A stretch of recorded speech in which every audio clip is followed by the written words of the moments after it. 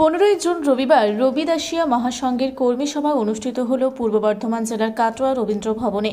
সভায় উপস্থিত ছিলেন কাটোয়া পৌরসভা চেয়ারম্যান সমীর কুমার সাহা, সংগঠনের রাজ্য সভাপতি নিতাই রুই দাস, জেলা সভাপতি মনোজ কুমার দাস, সংগঠনের প্রচারক যাদব দাস ও অসংখ্য সক্রিয় কর্মীবৃন্দ।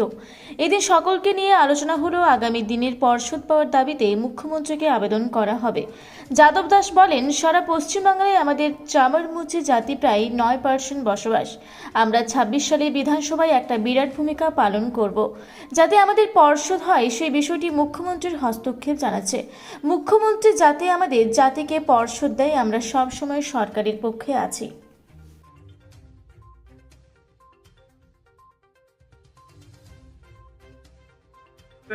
কোথায় কি কর্মসূচি করছেন, কাদের পক্ষ থেকে করছেন?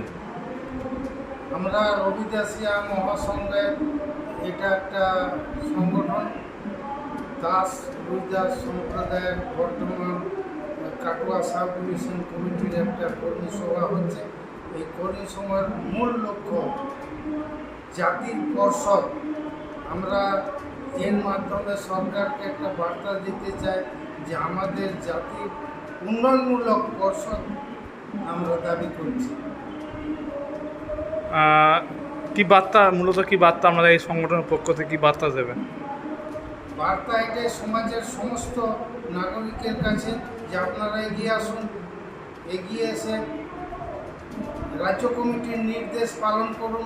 রাজ্য কমিটি যে নির্দেশ দিয়েছে জেলাগতভাবে ডিএমকে ডেপুটেশন 14 দফা দাবির ভিত্তিতে এবং পর্ষদ যাতে পাওয়া যায় তার জন্য ডিএমকে ডেপুটেশন দেওয়া, এই বার্তায় আমি সমস্ত কর্মীদের কাছে দিতে চাই।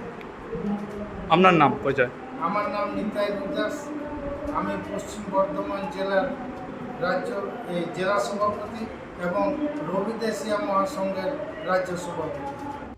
কি করছেন, কাদের পক্ষ থেকে করছেন বলুন? আজকে আমরা পূর্ব বর্ধমান জেলার যে রবিদাসিয়া মহাসংঘ সংগঠন আছে, সেই সংগঠনের পক্ষ থেকে কাটোয়া সাব ডিভিশনের সকল মানুষকে একত্রিত করে আজকে এই সভাটা আমরা করেছি। আমাদের মূল উদ্দেশ্য হচ্ছে যে আমাদের সারা পশ্চিমবাংলার 9% আমাদের জাতি আছে। সারা বিধানসভায় 70টা সিট আছে এসসি সিট।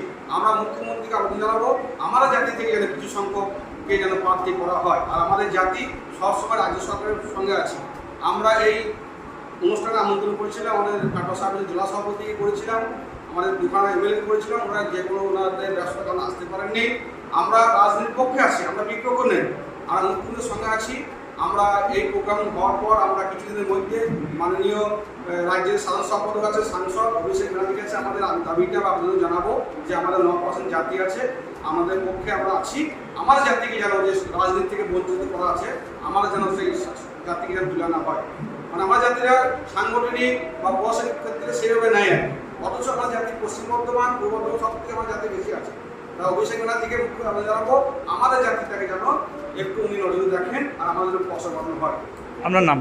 আমার নাম যাদব দাস, কাটোয়া সাব ডিভিশনের প্রচারক। কাটোয়া থেকে রাহুল রায়ের রিপোর্ট, রূপসী বাংলা মিডিয়া।